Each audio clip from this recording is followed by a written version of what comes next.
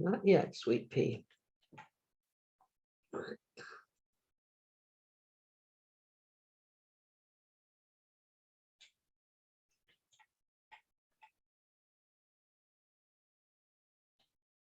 How, thank you. We always try to talk to people about how you can, go a little lighter on your belongings and get rid of things and give things away. And I just thought that this year we might take a little turn and actually, sort of think about what we are actually giving up. And think about some of the things that are out there that really have a lot of meaning that people have given up. And Greg seems to me to be the absolutely right person to talk to us about that. He's going to talk about some of the wonderful finds that he's made and show us some of the things that he has gained from garage sales and all kinds of other places. And so I hope you sit back and relax, and thank you all for coming. And Greg, thank you. You can take it over. Thank you so much, Nancy. Well, I'm so thrilled to have so many people on the Zoom tonight. Nancy and I were just talking that, we're so anxious to get back to doing things live and in person. And I promise that I will, and if all of you will, maybe at the end of the talk, if you've had a good time, to just nag Nancy as much as you can to say, Greg, bring Greg into the library, because I've got a lot of things I'd love to hand around. Obviously, that's in the virtual world, that's impossible. We'll have to pretend, but that's okay. I'm here to talk about tonight something that sort of a second act I created for myself. And as Nancy said, she doesn't know how long, I don't know how long I've been doing this. It seems like forever, but it also seems like not long enough. I think I couldn't, walking to school, as I tell my daughter, uphill both ways. If it was junk day, I couldn't keep going to school if there was a huge junk pile. It just was the sort of era of the time, I guess, in the 70s, where you didn't have a lot of spending money or places to spend it. So if something was free, you grabbed it. But this kind of led to just an appreciation for finding things that other people did not find valuable. I love to take stuff apart. I love to inspect things. I'm a digger and a picker. I like to know more about what is in front of me. So it just feeds my natural curiosity to do this. And that carried into a job I had in college. I was a projectionist, 35 millimeter projectionist in Danbury. And when you run the films, and it was something called the platter system, you're left with a lot of time to do nothing, just monitor, make sure the film doesn't break or the 3,000 watt bulb doesn't blow out. So I would go to estate sales and find things to either read or examine or take apart. And that fed this sort of thing. Then in 2009, as a New Year's resolution, I'd been surfing the web and reading other people's blogs. And I thought, you know what, as a resolution, I'm going to start my own blog. And I called it Confessions of an Urban Archaeologist. And I had been collecting so many things that when I decided what I wanted to write about, it was really just a matter of looking around my man cave, my office, and I picked a few things, took a few pictures, and then wrote about it, and then used it to as a medium to also ask some questions about the things that I'd found, because it wasn't about knowing everything that I had. It was about actually learning about what it was and what it meant to a particular time period or a particular profession or that sort of thing. So, and that just grew and grew and grew. And although I'm not a hoarder, someday I hope to be one. And I'm on my way. But really, my favorite things are to collect old paper, to be able to dig through things that have just been left behind for a long time. As I grow older, a long time actually becomes a much shorter period. So right now I'm finding a lot of things from the 50s, which are fascinating, but I love to dig wherever there is a dig and try and find something that kind of piques my curiosity. The things I'm going to show you tonight, as the title describes, are the things I think play well for Zoom, and that is the media items that I found. I love to find media. Someday when I can go live and in person, I will be happy to teach all of you how to take a negative, whether it's glass or celluloid negative, and process it with your iPhone or your Android phone. But that's another talk for another time. I'm really interested in helping people preserve the past. I'm interested in helping them sort through their past. So if you have an attic or a basement and it hasn't been touched in a long time and you want help, feel free to contact me. I love to dig, but I'm not an eBay and I'm not a dealer. So when I walk into estate sales, I always give that kind of mantra. And I'll tell you, if you like to go to a tag and estate sales, whether they pop up in your neighborhood or you drive the distance to go, it's a great idea to talk to the people running the sale as you walk in and let them know what you're looking for, even if it's nothing, and ask them about the sale.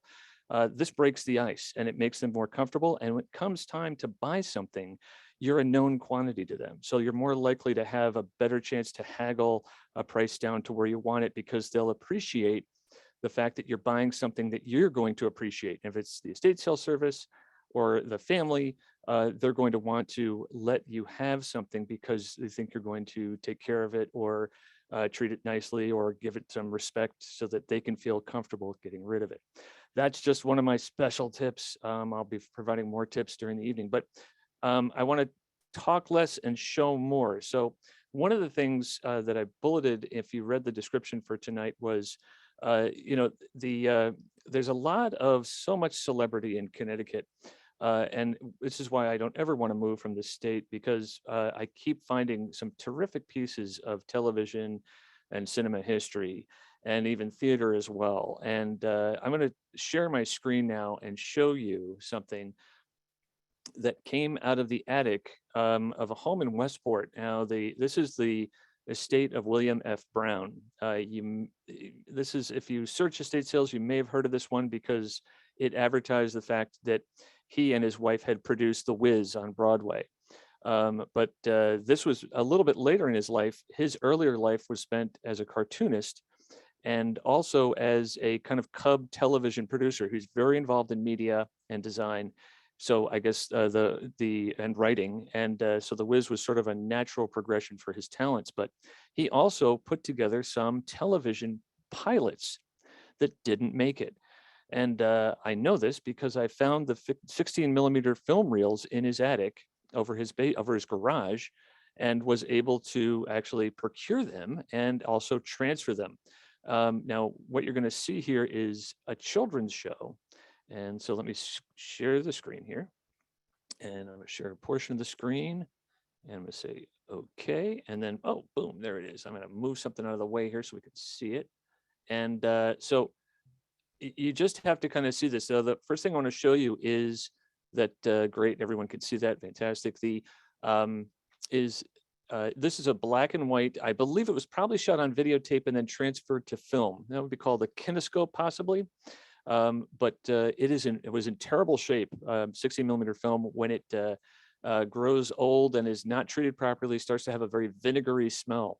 And that's bad news for the film. It means it's deteriorating. It's not going to blow up into flames. That's nitrite film, and no one has really seen nitrite film in about, I don't know, 80 years, and I don't think it's even out there anymore to be found. However, there is a danger sometimes, but and also sniffing vinegar for more than 15 minutes will probably not make you ill, but it'll make you feel ill. Anyway, but look at the cracks in this film right here, and that is the damage that we see up front. But this is a show called The Stu Hampel Show, and this is actually a children's program, much like I can't remember the name of the show, where they would give you crayons and allow you to draw on the screen. Let's just play it and see. You might have to adjust your volume here.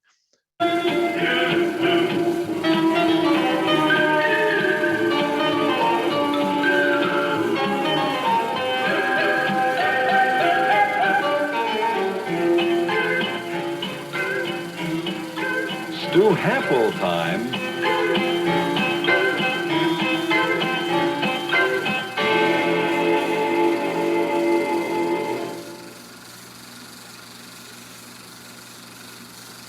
Hi, I'm Stu, and you're you.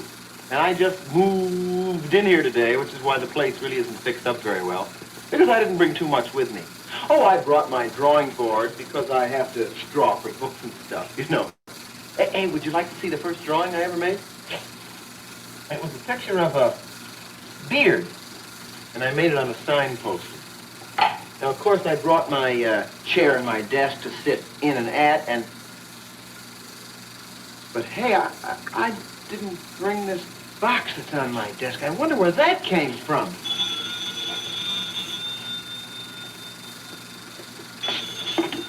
Oh, excuse me.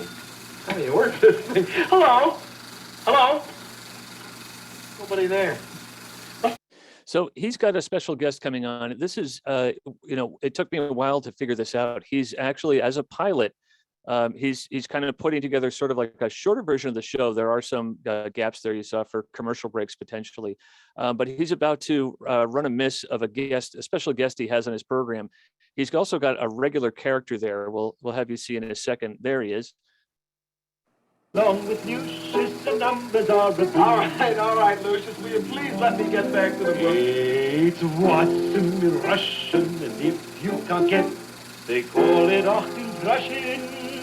In Polish, you say ugly you, and in Hebrew. Okay, so that's his guest, Lucious, or his regular sort of framed-in tiger there.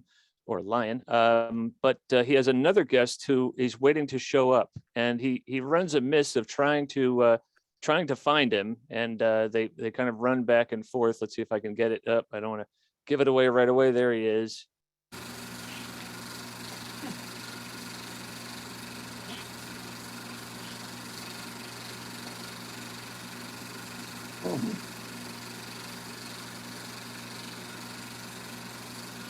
And as you may have already guessed, certainly from the bullets in the promotion for this presentation, that is, of course, Skitch Henderson. He is the musical director for the show. It would appear that were the show to be picked up, he would have been musical. Growl there! Who are you? Who are you, Fuzzy Wuzzy? Sketch Henderson. I have a studio next door. I'm a musician. Oh, then you can read music, no doubt. Of course I can read music. Okay, so this is really special for me to find because I actually live in Brookfield and lived in New Milford for a while, and so the silo, which is Skitch and Ruth Henderson's home and cooking school and kind of place of retirement, they were local celebrities for years and years and years up here, and of course, Skitch Henderson is a world-renowned musical director. And I knew everybody in the music business, and created many collaborations. And this is just this amazing to watch this film and see it happen. What you have to, I didn't add, is that when I found this film, I'm actually a big fan of finding this media. I have had one, now I have two 16mm projectors. So I was able to transfer this in my garage. And thanks to the kind of the quality of the recording from an iPhone, that's really all this transfer is. It's not actually, I don't want to say archival level, but it came out pretty good. Anyway, this is all Skitch and Stu kind of running afoul. A little background on Stu Hample, an odd character. I tried to find out some history on him. He's been a cartoonist himself. And actually, if you remember, probably from the 70s or 80s, there was a syndicated cartoon strip called Inside Woody Allen. I think it was called that, Inside Woody Allen's Head or Inside Woody Allen. Of course, inappropriate now, but back then it was, it sort of had Woody Allen going through, much like Ziggy going through his day, kind of giving sort of Woody Allen type comments. And Stu Hample was the artist for that. He created that. And you can see from the design of the program, he's kind of an accomplished cartoonist. Duel with the Nutcracker. The Nutcracker won and turned into a handsome prince. Then to celebrate, each of Marie's new toys did a dance, and the orchestra is going to play one of them now. This is the dance of the Reef Flutes from the Nutcracker Suite by Peter Elliot Tchaikovsky.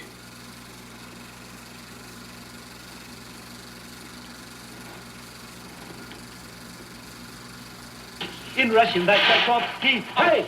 Gentlemen, if you please. So this is the program, again, educational program for kids. They do a couple of cute numbers. This is a particularly cute one. Again, it's full of his drawings and then running afoul of Lucious. You want to really know what I think of that? Yeah. I think I'm a dandelion. Commercial break. That little bird said, Not too sure who's singing here. It may be Sketch. ding the dong, ding the dong. The little bird was very, very sad, and just as he was about to fly away,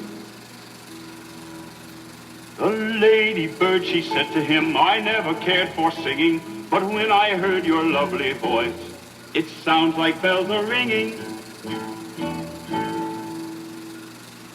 Super cute. That was the song called The Goonie Birds, and it was written by George Kleinsinger. Well, let's see now.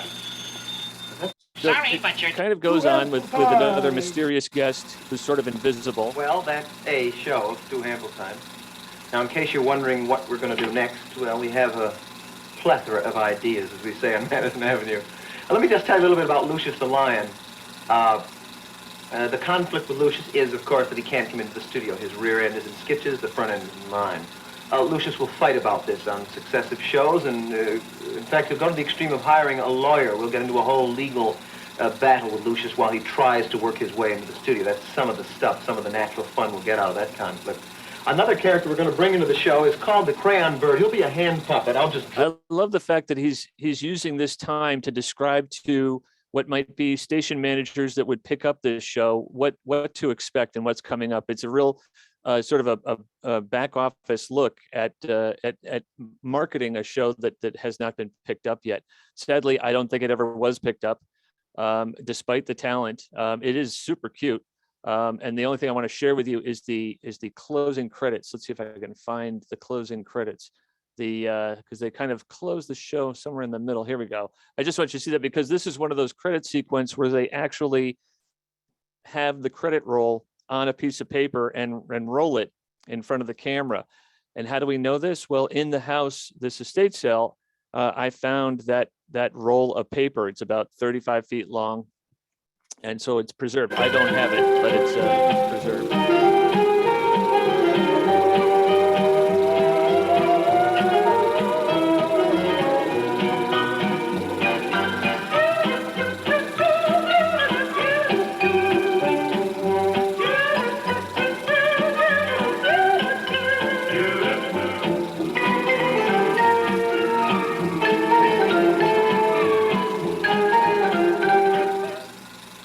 Super cute, super cute. So let me go back now to well, actually, you know what? Let me start the PowerPoint here, and I'm going to skip ahead because I don't want to waste too much time with things that are not.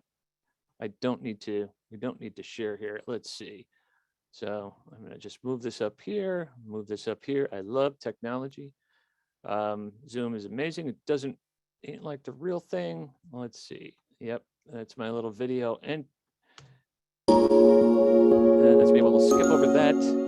And if we just saw Stu Hample time, just want to give you a break so it's not all video. Among the many things I love to find are just paper artifacts. And believe me, they are sometimes in the scariest of garages or the dampest of basements.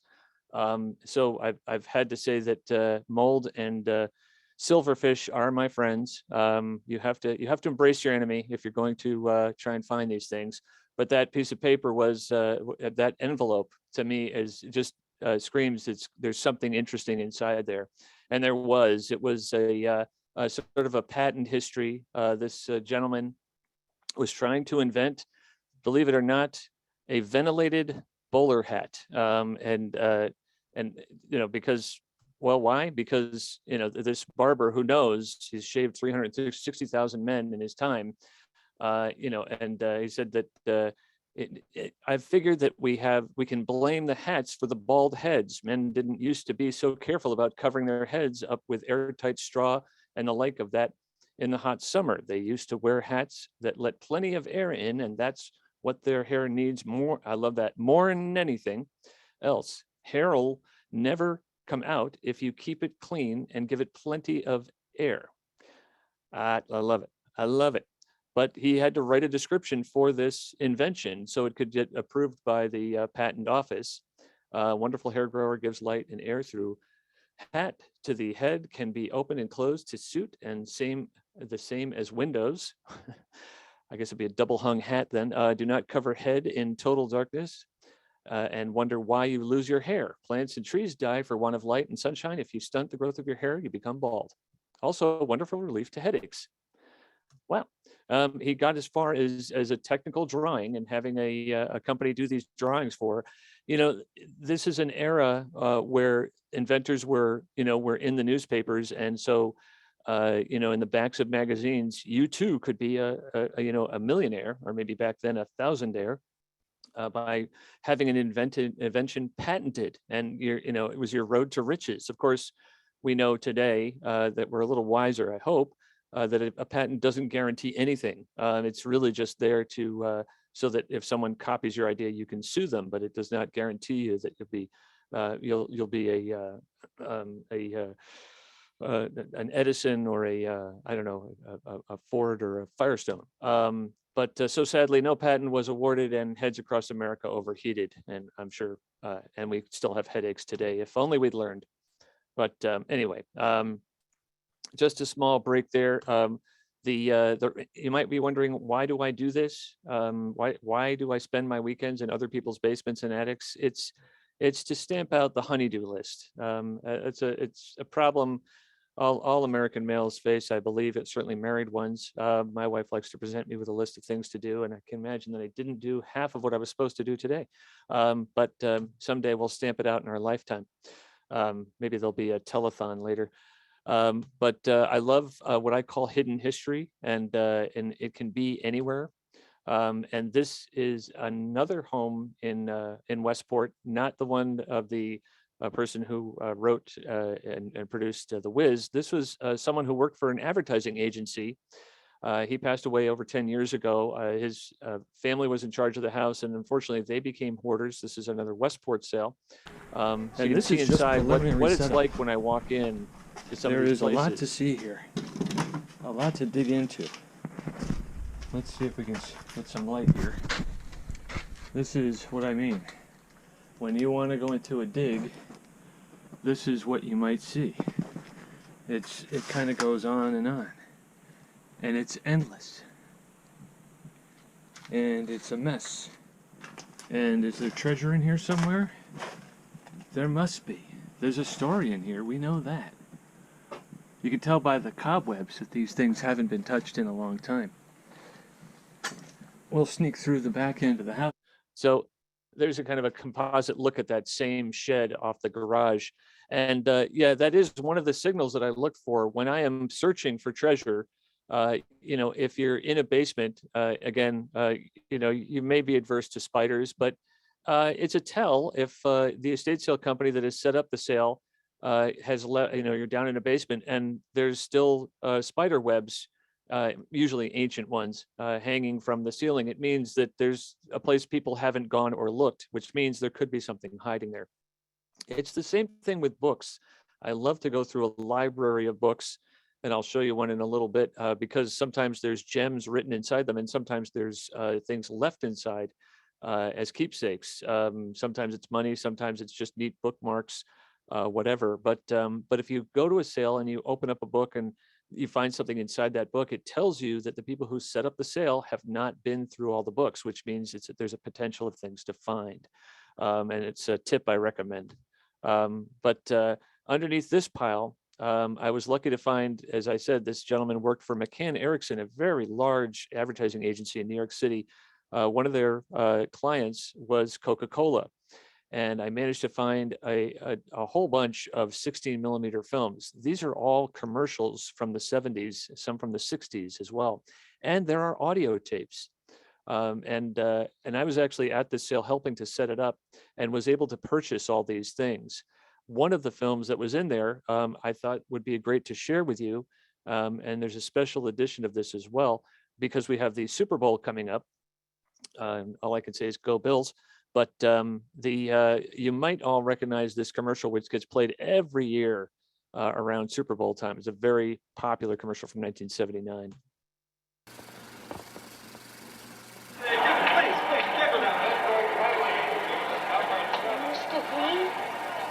Green, Yeah. you need any help? Mm-mm. I just want you to know, I think you're the best ever. Yeah, sure. Want my Coke? It's okay, you can have it. No. Really, you can have it. Okay. Coke in the snow makes me feel good, makes me feel nice year-round. That's the way it should be. I like to see Hey, kid. the whole world smiling with me. Coca-Cola and Sprite. Have a Coke and Thanks, Mean Joe. smile.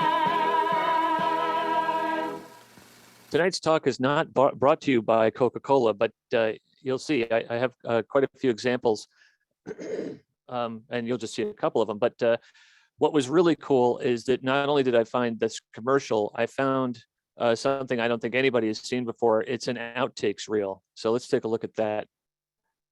And the neat thing is that this commercial was actually shot in, I think, Mount Vernon, New York, at the Memorial Stadium there, which is, I think, now closed, maybe undergoing renovation. But it's always neat to find how close in the area we are, since New York City is so close to us relatively, that these things all happened or used people that were in the area. Mark 20. Killer machine. Bean Joe Green. Bean Joe. And audience. And action. Action.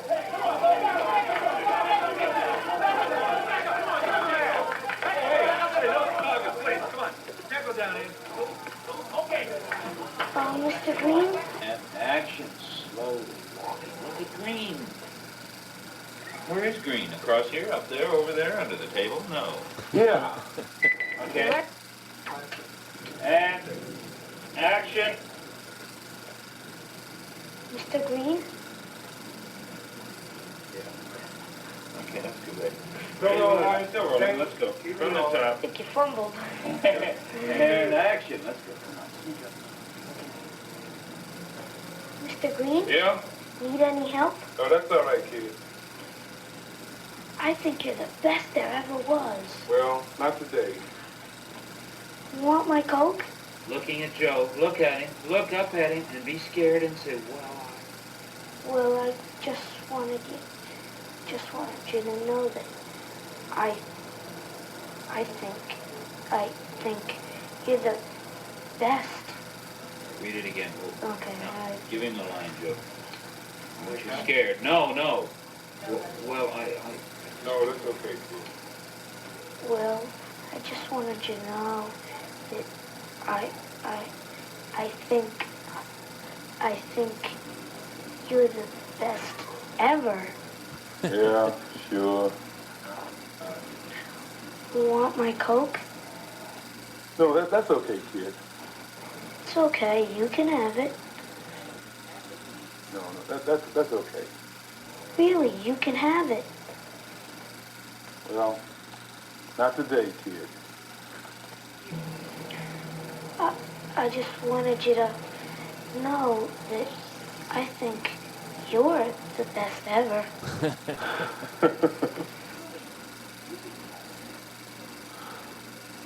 Okay. give me an open. Okay. Okay. 125. Let's go. Let's go. And. That's a big deal. And action.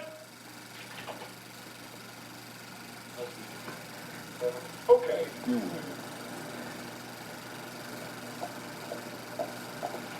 Okay, back. Action, slow.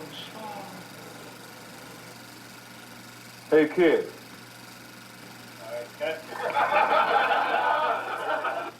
Anyway, a real special opportunity to see something you don't normally see. Again, the mechanics of how these commercials are created, or often how kind of terse or sometimes angry the director seems with the kid, yet the kid is still able to make jokes and even recognize when he's not performed to even his own level. And he's just 9 years old there. His name is Tommy Oakham. And he actually lives in Yonkers, New York, and actually has like, I think, a granite and countertop business down there. They were reunited back in 2016. And it's funny, Mean Joe actually is looking better than Tommy. But I think Tommy's around probably in his early 50s now. And it's a real neat story for Mean Joe Green. As you might imagine, not all football players, careers, when they end, their lives are perfect and they're set for life. He wasn't going to do this commercial. And then I think someone convinced him at the last minute to do it. And it kind of created this continuum of celebrity for him that is I think something that a lot of sports stars sort of live off of their celebrity, and it doesn't happen to all of them. So he's kind of still a name out there, and certainly thanks to being repeated every year. Now, I've reached out to Tommy Oakland and said, I'd love to share these outtakes if you've never seen them. I cannot get him to get back in touch with me, so I don't know if I'll ever have that satisfaction, but someday I will, without harassing him. I will try, because I do love to do that. So again, going back to the same sale, while it's being set up, I love to look for papers, and sure enough, there were all these plastic tubs full of papers that were about to be shredded. And I managed to pull office papers from, his name is Clark Ford, and he worked, like I said, worked for McCann Erickson. And I just happened to notice some of these papers, and then having seen the day before the commercials that were there, and I grabbed this bunch and bought them. And inside were storyboards for a commercial being developed. You can see the devil there opening up a can of Fresca, and then you can see it goes on further, and there's script underneath there, and then there's the angel shows up, and it's like, I've never seen that commercial before. But then what we find out is they get all the way through the voiceover and the spots that I find correspondence between Coca-Cola and the advertising agency. And we see this sort of interesting interplay between the two about sharing these storyboards with Don Keogh. Don Keogh is head of marketing at the time. I think Don Keogh would actually become CEO in the 90s, but this is actually 1975. But it's like it says the campaign and concept were approved, providing the agency can prove via consumer research that the use of the devil is not perceived as connoting any irreverence on the part of the brand. I think that's hysterical. There actually is, and it said this in my absence this afternoon, Bill is initiating appropriate research with the agency to clear up the last hurdle, the potential negatives associated with the devil. I just find that very funny about Coke wondering if they should work with the devil or not, or use the devil. But then we find that, this letter from Clark Ford says, it's from Coca-Cola, this nicely embossed piece of Coca-Cola letterhead. It says, this confirms my request that the research be initiated, which can reveal to us the extent to which consumers may react negatively to our use of the devil in the subject commercial. Well, it doesn't go well. I think despite the research, despite the fact they love the idea that they presented, as any agency would, it says, here in this report, the client indicated copy problems with the angel execution, and the agency presented alternative version in the heat of the city as a replacement for angel. And so they kind of shelve the whole devil and angel idea and come up with another character that can be sort of considered evil. And here are the drawings that, now these are just mimeographed, but this is the evil Dr. Thirst in a sort of conceptual drawing. I'm like, finding these things, this background to a commercial and how it's created is fascinating. And then I find all these cut sheets from the talent agencies about who would play Dr. Evil. And you see this list of these recognizable names. Some of them I can't believe were even considered, but Forrest Tucker, Jack Warden, Victor Buono, Frank Gorshin, George Raft. And next to some of them are the prices that they would charge to be in the commercial. Victor Buono and Frank Gorshin, you might remember from the Batman series. That's King Tut, and Frank Gorshin was the Riddler. And then, of course, you have George Raft, and then Pat McCormick and Harvey Korman. Oh, my God. But who did they finally pick? Well, let's see if we can find out. But here, of course, were scripts for the new spot and we see the notes about it being accepted or not accepted. Again, this kind of drama between the company and the agency goes on, and now we have new storyboards of how the spot will look, and then of course we get to a budget for how much it will cost to put this together. Numbers don't quite add up because I don't know, I don't see the talent kind of figured in here. As it says, sort of like we have voiceover talent, and then we have other five on-camera talent. So I don't know what they're talking about there, but it seems like it's going to be a campaign. So there'll be more than one spot, but the actual gross total is $148,000 in 1975 dollars, which is about probably $750,000, and that's a good sum of money for that time.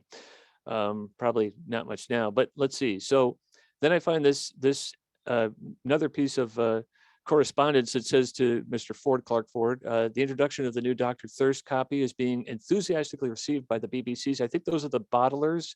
So the bottlers are the ones that actually call the orders regionally, and then the product is created, made, and delivered and sold. And then the money goes back, of course, back to the corporate office.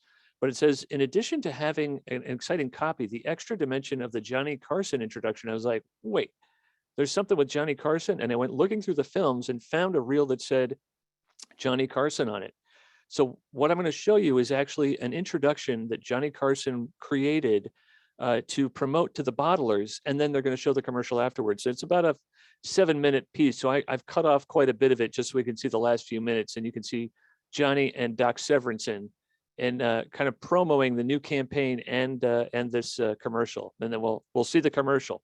But wait till you see, if you're a fan of the show I'm going to mention, wait till you see if you recognize who Dr. Thirst is.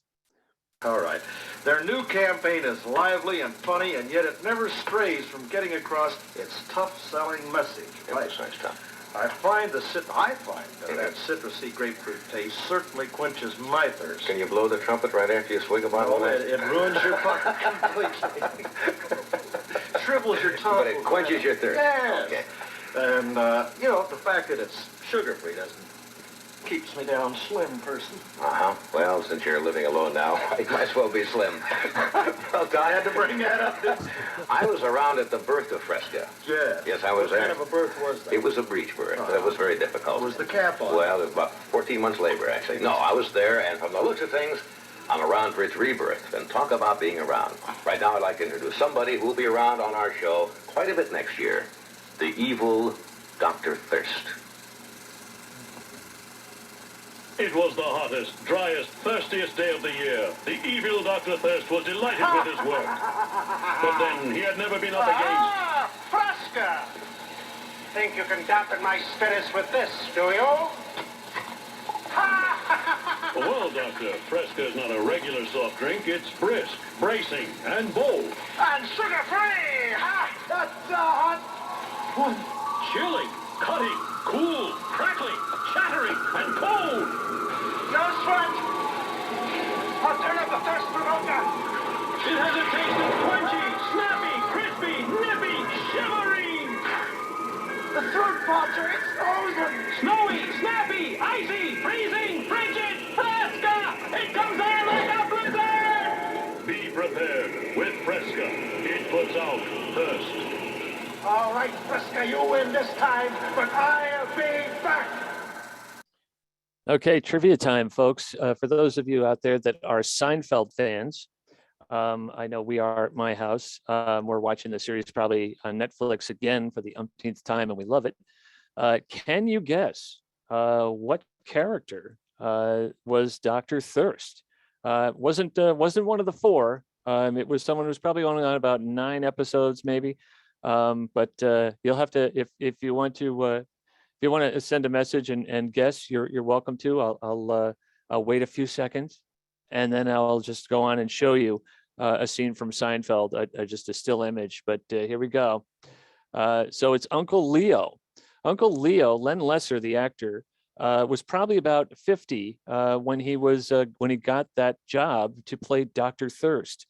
Now, the real neat thing about this, you're so lucky. You're probably the only ones to have actually ever seen this commercial. I don't think it ever actually aired. I don't know if they ever got over the whole devil and angel thing. But they went to the trouble of producing the spot, spending the money.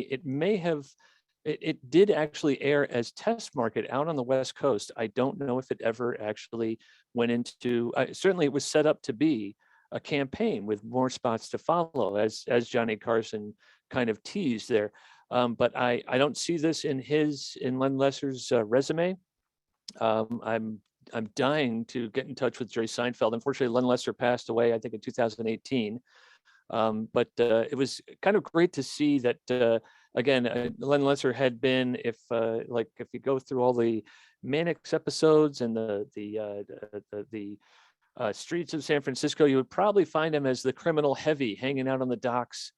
He was that kind of character, or maybe playing Dr. Evil for Columbo. I don't know, but that was where he had lots of roles in those shows, and always the bad guy. But it was great to see someone who had such success in the 70s, and then his career lulls, and then he's Uncle Leo, and again boosted again to this popularity in his advanced years. So, hats off to him for being having that a great kind of career comeback, because he's a very memorable character. Anyway, I hope you found that fascinating. I love coincidence. I love synchronicity. And this is what I find at these sales. Let's see. Oh, and of course, after the spot was created, they actually did do a test market. I don't know if this is large enough for you to read. I'll come across it. I'll give you a couple of the things.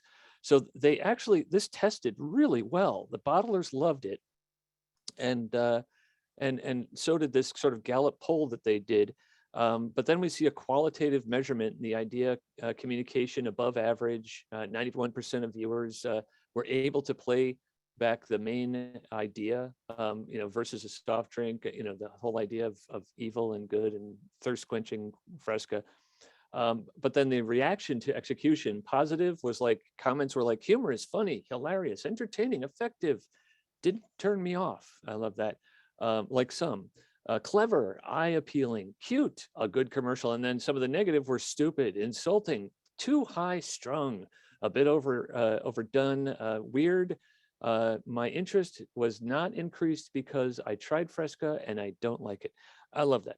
Anyway, so don't know this ever aired. If any of you have ever seen it on the air, I would love to know that, because I poll everyone every time I share this wherever I am out on my phone. I whip it out and go, hey, take a look at this. Tell me if you've ever seen it. Little comedy break now. I know we're getting close to the end. I'll go as long as I can to get all of these pieces out. I'm not getting rid of anything. I don't throw anything away. Anyway, I love to find old medical books. Love to find quackery. I'll read this real quick, but this is maybe this is in line with COVID these days, but sweating preparations. If you don't know what a sweating preparation was, if you had a fever, it was believed that a good sweat would cause your fever to go away. So they would find ways to get you to sweat. So you had sweating drops, which were looks like ipecac and saffron and Virginia snake root, and this is from 1867, by the way, and camphor gum, and then putting it together in these doses, and then in a cup of hot pennyroyal spearmint or catnip tea every half hour until perspiration is induced. But my favorite one is the one below, number 2, sweating with burning alcohol. Pour alcohol into a saucer to about half full, fill it. Place this under a chair, strip the person to be sweated of all clothing, and place him in the chair, putting a comforter over him. Also, now light a match. I'm sorry, what does it say? Light a match and throw it into the saucer of alcohol. Yeah, that's going to make somebody sweat. I think if you just held the match and didn't actually throw it in the alcohol, they would probably break out in a cold sweat. But no, that was what they recommended. It's which will accomplish the object, of course. Then rise up and draw the comforter around you and get into bed, and maybe pour some water on you if you're on fire. Follow up with hot tea and sweating drops as in the first above. So, I think we've come a long way with medicine. I know shots every 4 months is not something we're looking forward to, but at least no one is throwing burning alcohol at you, so there's a benefit there. Anyway, back to the mess, because there wasn't just film, as I said, there was also audio reels underneath here. They're in the upper right corner there.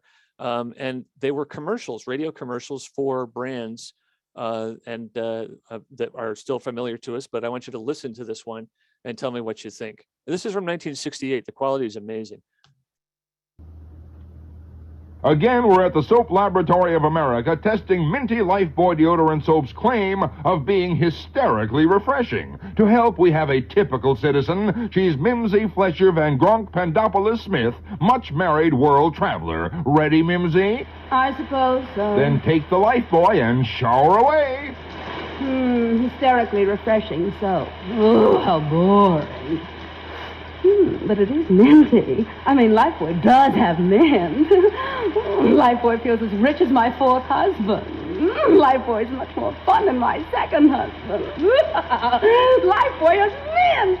You through yet, Mimsy? No, I'll never leave my Lifebuoy with mint. But you've got to come out. Never. Tell all my husbands I've retired to a little shower for two. Just me and my refreshing Lifebuoy with mint.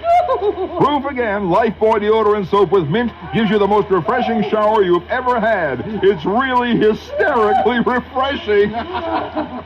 So as you can imagine, in order to find these sort of wonderful treasures, I also have to find the equipment to play them on. So it took me a while to find a good reel-to-reel player recorder, and the same thing with these films, maintaining 16mm projectors and 8mm projectors. But because the media is out there, I've got to. I don't have a choice. This is kind of a long story. I want to see if I can actually skip through this a little bit. To get to what's important. This I'll have to share another time because I don't want to. I found some very interesting drawings which may be originals. You might recognize some of those people, but this was a gentleman named Charlie Couch, and Charlie Couch was actually worked early with Disney. You'll see an arrow pretty soon, and among the papers in this estate, which was in Reading, I found a blank application for Walt Disney Productions, probably from the late 40s. What's so amazing from it is it asks for previous experience. And then, of course, one of the check boxes is vaudeville. I just love that. I almost want to fill it out and send it to Disney and see if they would give me a job. They'd probably give me something in the 40s. But anyway, that is Charlie Couch. He was more of a story writer than a cartoonist himself, but he worked with Tex Avery, as you saw those drawings earlier, and that was what that memo was for. But in his sale, I found a 3/4-inch tape. Now, this is an industrial format. It's hard to find equipment to play this. I had to send this out to the Midwest to get it transferred.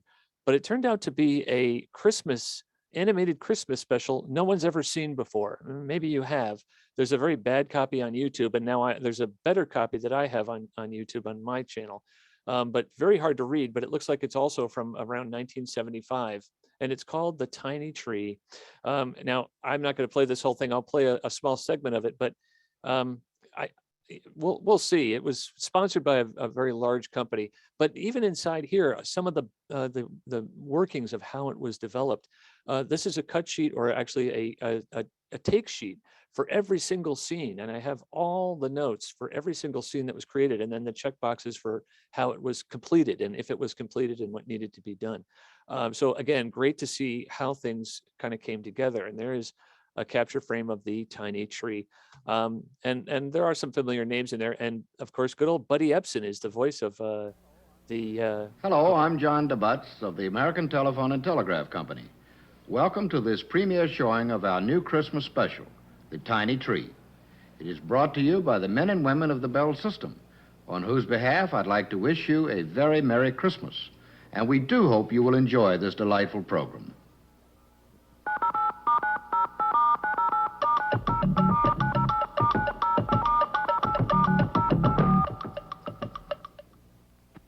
Huge corporation.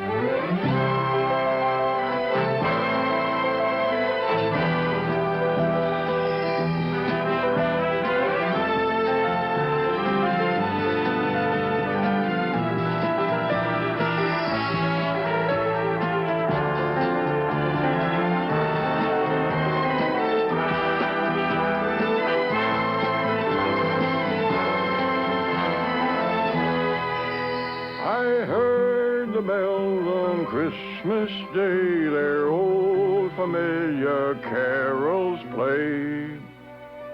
There now, Nothing like adding a little decoration to help with the Christmas spirit. What's this, visitors? Come in, the door's unlocked. Hello, Squire Badger. I see you've got your Christmas decorations up already. Yes, yes. How about you, young'uns? Are you ready for Christmas? Uh-huh. We sure are. Boy, we can hardly wait. Yes, well, it won't be long now. Here, why don't you kids sit down and keep me company for a while? Would you tell us a story, Squire? Oh, yes. Please tell us a Christmas story. A Christmas story? Well, suppose I tell you a Christmas story that is sort of different. One without toys and, if you don't mind, without Santa Claus. A story without Santa Claus? That's right. Well, already it's going love. downhill. I mean, come on. Without Santa Claus, forget it. If you want to reach out to me, like I said, I'll give contact information at the end of the talk, and I can send you a private link. I don't have it as a public link just because, well, you know, AT&T is a pretty big company, and I don't want to get, how do they say, hung up on. Anyway, but within this Christmas special was also a commercial with Bill Cosby, and I get a real kick out of this commercial because, you know, for what Bill Cosby was in the 70s, to you know, everything that he had done, you know, his PhD in education, I don't get a good impression about how he feels about the kids here, but I'll let you decide. Okay, fine, thank you.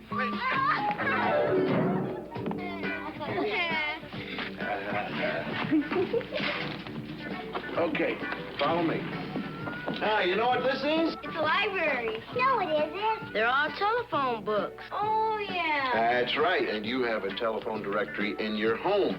But when you look up a number, make sure you spell the name right, see? That way you don't have to waste time calling directory assistance for something you can easily do yourself. Now, when you use the public telephone, remember, it's for everybody, so take care that you don't hurt it. Can you find my name in there? Can you spell it? Just look through there. Sure thing, Mr. Wilson. Kids should at least know how to use the phone properly. Your Bell Telephone Company knows you want that. We hear you. Now, look under C. I don't know. It's a cute commercial, but it doesn't come across as being like warm and fuzzy. But it is what it is. It's why I love finding these things and sharing them when I can. I'm going to skip over the celebrity Rolodex unless someone is really dying to know what that is. But let me go to my final clip here, final story. Now this I found actually, again, just an estate sale. This is on a Sunday. I basically have been coming back from Newtown's book sale and with my family, and it was a Saturday afternoon, and I wanted to stop, and my wife said, no, we have to go and make dinner, and I'm like, oh man. So I actually found somebody who was adjusting a sign for the sale, and they said, is the sale on tomorrow? And she said, yes, it is. And so I returned with my daughter the next day around noon on Sunday. And of course, you know, you go to a sale, the last day of the sale, you know, you expect it to be picked over, but I managed to find something really pretty amazing. And that was some 16 millimeter films. Hey, go figure. But this is about 8 years ago. And one of those films, one of the boxes, there were yellow Kodak boxes. There was just a small box of them. And it said basically dinner party, Steiner's, Guggenheim's. And I stopped and I thought, how many Guggenheims could there be? So I asked how much the films were, and they, you know, we dickered back and forth on the price, and I bought them.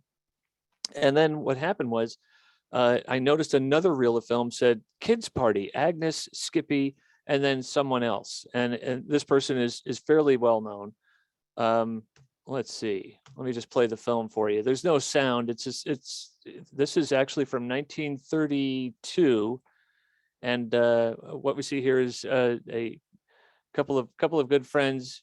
And that little boy on the left is actually Stephen Sondheim. It was kids party, Agnes, that's probably Agnes, and then Skippy is the other little boy. and Stephen S. And over S, someone had written Sondheim, and I thought, yeah, it can't be. Well, I did my research, and it worked out to be quite true. The films were actually for an address on Central Park West in New York City, and kids are super cute, and there's Stephen. And, this was also at a time when HBO had just come out with a documentary called 6 by Sondheim. And I was watching it and realizing that they didn't have any of this footage of Stephen in his earliest years. And I thought, that's amazing. But, the more I learned about Stephen Sondheim's early life, he's a pretty happy kid at this point. But at 7, his parents divorced and he has to go live with his mother. And he's not too terribly happy about that, as no child would be in a divorce. But so I thought, I'd really like to share these with him, but I thought, you know what, I really can't because I don't want to bring up somebody's past life with them and say, hey, look, when you were so happy. So I kind of hung on to these for about 6 months. And then and I want to show you coming up, we're going to see the original reason why I bought this collection of films. And we're going to see a dinner party come up. And here's the dinner party. And, this is interesting for these people are not suffering from the depression too much, but we're going to see Solomon Guggenheim, the art collector and the museum builder. And but we're only going to see him for a glimpse. So I really funny. I bought these and here he is. That's him right there. That's Solomon Guggenheim. And now is the woman with him his wife or the ingenue? We don't know. I actually offered these films to the Guggenheim Foundation and they were very disinterested in them. They said, well, we might keep them or we might sell them or throw them away. And I thought, well, I think I'll just hang on to them. But I did eventually reach out to Stephen Sondheim's agent. And I said, I transferred these films. And I said, I'd love to share these with Mr. Sondheim if he's interested. And it didn't take more than a day for Stephen to get back to me, call me on the phone and say, you have my what now? And I said, well, this is who I am and this is what I do. And I said, I found these. And I said, I'm actually giving a talk in Roxbury and I'd love to share these with you. And he said, come up to the house. So I actually got to go up to his house. His partner let me in the door and he gave me a tour of his home. And then we sat on the couch and we watched his home movies. It's funny how doing something that you really enjoy will lead you down these incredible rabbit holes of discovery and opportunity. And it's these searches that also led me to be able to do these presentations, both live and Zoom. And so I really appreciate the opportunity to have shared these with you today. This is my last thing. I've got about 1,000 more slides I could share with you, but there's just not enough time. But I did end up giving Stephen Sondheim a copy so that he could have for himself. It's of course watermarked. Didn't give him the original films. They weren't really his films. They were neighbors that had shot his son, and then Stephen Sondheim with his son. I think that's Skippy's mom. There's another reel called Upstairs at the Sondheims, which I did give him a copy of. But there I am giving him a copy of the DVD. We both look kind of surly at that point, and but anyway, he was a very nice gentleman, very private, and so sad to hear that he passed away. I don't really share the things that I find publicly for the purpose of publicity. So while it's an interesting story that I'm sure any newspaper would love to pick up, or radio station, or who knows, blogger, I'm saving it just for my talks, because this really does typify what I do for what I do for urban archaeology, for Stories from the Attic, and that is to discover, to share, to find these things, and then return when possible. And that's kind of the philosophy that Stephen Sondheim's discovery helped me come up with. But there's my contact information. If you want it, I'm sure also Nancy can give it to you as well. And did I just suddenly fade out here? Let's see. Hang on a second. I'm going to stop sharing. And let's see, and go back to me. Hey, I'm actually am here. It's not just all showing. If you want to demute folks, if anybody has any questions, I'm happy to hang out for as long as you like and chat. I'd love to know your reactions or responses, and actually if you're able to hear everything to some degree. Yeah, I'm in the process of unmuting everyone so that if you want to talk, you can certainly do that. Actually, you have to do it yourself. You just go to the little, at the bottom of your screen, if you hover over it, it'll show you a little microphone with a red cross through it, and you just click that and you will be unmuted. So if you have questions, you can either raise your hand or just go for it. There were a couple of comments in the chat I saw, but they were mostly from earlier. Jerry's uncle, very good. People guessing, it's Uncle Leo. Yeah. Very So, good. Journeys through New Milford, have you ever found anything related to the great actor Frederick March or his wife Florence Eldridge? No, I have not. You're right. It's so many celebrities. I once found a newspaper from the 50s that actually listed where and gave on a general map where all these celebrities were. And of course, Marilyn Monroe was one of them in Roxbury. She'd also stayed in New Milford at the Homestead Inn there at one point. So I'm always kind of, I'm curious to know, again, who slept here? Was it Washington? Was it Frederick March? Or was it Marilyn Monroe? It's there's a lot of celebrity and a celebrity history you can bump into, which makes it just as interesting and exciting, because you never know what stories you're going to come up with. But no, I've not found anything from Frederick March. And then in the chat, there were a number of people who guessed that it was Jerry's uncle, Uncle Leo. So yeah, a lot of good guesses, or actually people who keep their eyes open. And then one more question, at the sort of near the beginning when you were talking about that hat that was air conditioned or promoted the growth of hair. Was there a date on that? It was about 1906. Early part of the 20th century. Right at the right. So anybody who wants to can just jump on with a question. I have unmuted a number of people. As I said, I have to ask you to unmute, and if you just have to go to the bottom of the screen and click that microphone that has the red line through it. I just have, I can, and until someone speaks up, please feel free to interrupt me. There's just so much history out there, and so much to still be discovered. And every weekend it is a gambit, but typically it's open to anybody that wants to do it. And sometimes, you might just do it just because it's fascinating to be inside these homes. I used to say, there's so many neat old homes. I was once inside the home of the people that used to own the Norwalk Hour, and it was a beautiful home that hadn't been opened in 25 years, and it was fairly decrepit. But to be inside it, actually, that picture of the man in the hat, that when I said that sadly there was no the patent was never approved, is from that home in Norwalk. And if I can find it, I'll put it up. But it's I don't show the whole picture. That's too bad. Actually, I can show the whole picture.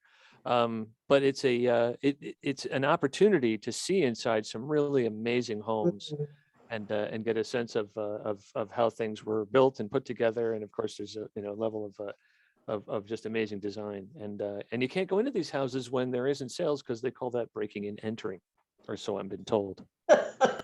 So are there, is it Litchfield County, Fairfield County, or are there different counties in Connecticut that you kind of watch for estate sales? And the question is, how do you watch for the estate sales? You can do, there's estatesales.net, which puts up a map, and usually like the Wednesday before a weekend, sales start to populate in there. There's never more than a handful. A lot of sales are online auctions, which depresses me to no end. But if you keep looking, sometimes you'll find what I call a dig. A house that isn't necessarily set up like a museum, but actually is set up, but actually is sort of left in a state in which the family is done clearing out and can't do anymore, doesn't want to take anymore, and then an estate seller will come in and just kind of say it's a free for all. So whatever you find, bring it up, and I'll price it. it can get a little hectic at times. I was just down in Greenwich at a upstairs apartment, which was just a couple of bedrooms.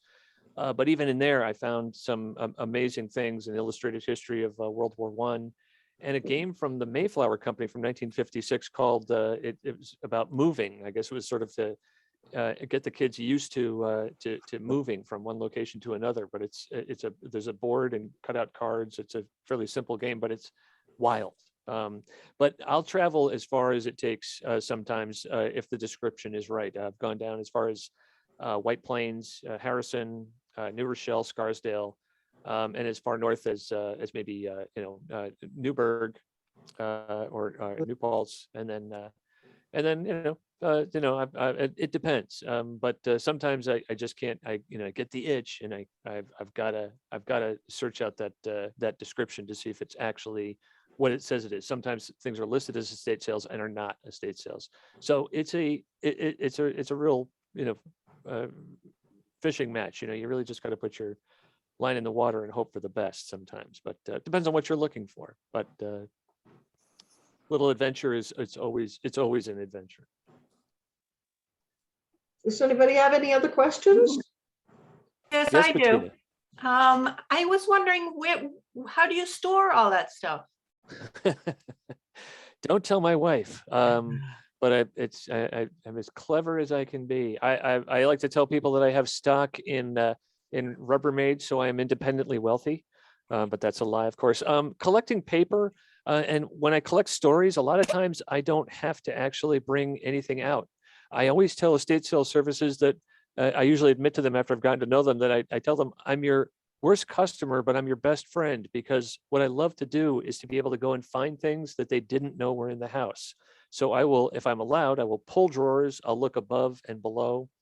And so it's a joy for me to pull something out, take a picture of it, and and then bring it up and go, did you know this was here? And they'll go, where did you find that? And it's a sort of a scavenger hunt for me, I think. So a lot of times I don't have to buy things, but yeah, it does get a little scary sometimes when I see a basement full of old paper and I go, I think I want the whole basement. But so yeah, I can control myself. I can quit anytime I want. I don't have a problem. But it's more, I mean, like, is it in your garage? Is it under your bed? How many papers can you fit under your bed? Exactly. And I use it as a point for haggling too, because sometimes I'll say, I really want this, but if I bring something home, either it's going in the house or I am, but not both. So can you help me out on the price here? But I collect paper. So paper is easy to stack. One of the things I wanted to share with you that I just found, I bought probably 2 boxes, long, narrow boxes, like the size of window planters. But they were love letters, and I want to kind of prep a talk for Valentine's Day, but I wasn't going to I don't often buy letters, but look at this. If I can get you to see this, if you can read that. Let's see, let me turn it the right way here and get it in front of the camera. And what is that? That's a contract. Official no cheating contract. And that was written by a young man, and actually it was like 19, for his 16-year-old girlfriend. And it's signed by her, and it's witnessed by their friends. And it basically says, I promise to keep this contract to the very last detail in the contract. I promise to be good while you're away. He's about to go into the Air Force. To keep this contract, I also swear on my mother's soul that this contract shall be kept. This contract prohibits me from fooling around or going out with any other men. A little controlling factor there. Obviously, he was a little nervous about his girlfriend cheating on him, but his letters to her, so that was something he gave to her. A letter he wrote to her is a good conduct letter that has him saying several times that he went out with his brother drinking, and they went to some bar, and let's see, what does he say? And he said, I went to the beer hall and I had 3 beers and left without talking to no girls. And And then he says, they came and he says it again. And I went to another bar and with George and Winnie, and then we went, to hang out at the garage. And then, he's like, and I had 2 hamburgers, and when we went past the old stand and stopped for eventually 8 more minutes to talk to Ray Gambler, and then left without talking to no girls. So they were very, very set on each other. Her being incredibly young, she's a junior in high school. I think when they met at the end of high school, and then she's writing to him while she's in high school, literally while she's in class and describing it. And she's like, I love you. I love you. We're going to be together forever and all eternity. And I'm like, wow, they're making such a strong commitment to each other at such a young age. And again, I'm going to do a reveal for the talk, but they end up being married for 63 years. Wow. So it's amazing to see that kind of commitment, but also they're very careful about, telling each other that I'm not going to fool around with anybody else while you're in the military, and he's not going to fool around with anybody while he's in the military. And it's like, so it's so hard sometimes to pass up these papers. They're just fascinating. And they give these two, they're growing up in the 50s. So they're talking about music of the day. They're talking about going places and seeing movies. They're going to go see On the Waterfront. And then he draws a picture of Marlon Brando, and then she shows it to her friends and tells them in a letter they loved it. So it's this great interplay between the two of them. And then, of course, they fight and argue, and they say, why do we argue? Why do we fight? And the fight is over the fact that they're somehow looking at each other's wallets and seeing pictures of old girlfriends and boyfriends and getting furious at each other for not having ripped them up, and then confessing to ripping them up later. That's so funny. But I'm trying to build it into a story or a serial so that I can kind of tell this kind of progression as to how things were in the 50s, because we don't carry wallets now. We carry iPhones. So, and they're password protected. So, no one's going to see, my wife is going to see my old girlfriends on my iPhone unless she knows my code. And anyway, the point is that it's just funny to see how, the things that we do now are similar to the way things were done then. Just the technology is a little different. But I just love that kind of original story that comes out of these sales. Before these things get dumped, I'm sure after the sale, these things went right into the dumpster. Or would have gone. So I'm just trying to kind of put them on a pedestal and not make fun of people, but actually kind of revel in how things were. And it's just that gives me just a tremendous amount of joy, as well as sharing it. Oh, it's a beautiful story too. I mean, it ends up being a beautiful story because they were married for so long. And yeah, right. It's a success story because, right, if it had just been, and I have, I have to be careful. I haven't found any bodies yet. That's good. That's good news, unless you consider mice or maybe a rat or two. But no bodies yet. That's really good. But I do have to be careful. I have put my foot through a ceiling or two, just one ceiling. But I did tape it up. I meant to put pictures of that. That'll have to be in my next talk. But it's an adventure. And I do make it, what I call estate sales it's a social club that just meets in a different house every week, because you end up seeing the same people week after week. Hey, Bob, how's it going? What are the good sales? Oh, hey, Susie, where's the, what did you find? It has a great social aspect to it, which, as I said at the beginning, when I was talking with Nancy, that through the pandemic, these sales still happen. And if you're careful and you mask up and you vaccinate, you can still go to these sales and have these kind of social exchanges. And I think that's very healthy. And of course, if someone were to tell me that what I'm doing isn't healthy, like my wife, I'd have to say, well, honey, I'm gonna have to write you a letter. But anyway, so it's just a great second act for me. I'm just trying to find a Steven Spielberg to make my life into a movie. If anybody knows him, please send him my way. This is absolutely fascinating. And, it is. And like I said before, we're all told now to get rid of everything, to try to simplify your life, which I totally understand. And I'm totally down with that. But the idea that there are these stories to uncover is, to me, absolutely fascinating. And that's, I just find that great. I really do find that great. You bring up a good point, because, right, everyone basically is saying, my kids aren't going to want this. And I know my daughter's the same way. So I'm sure she looks at my collection and goes, oh my God, But I also have my own family's history, and I tell people that, you know, you don't have to go to an estate sale to find history. Go into your own attic, and while those relatives are still alive, or someone that knows the story, grab them. Make sure those pictures all have descriptions on the back of who these people are, because you don't want Greg to find them and then, you know, put them on one of his shows.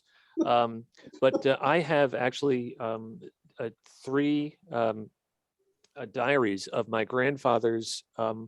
My grandfather's parents, he was a British subject. He was a member of the Royal Fusiliers in World War I.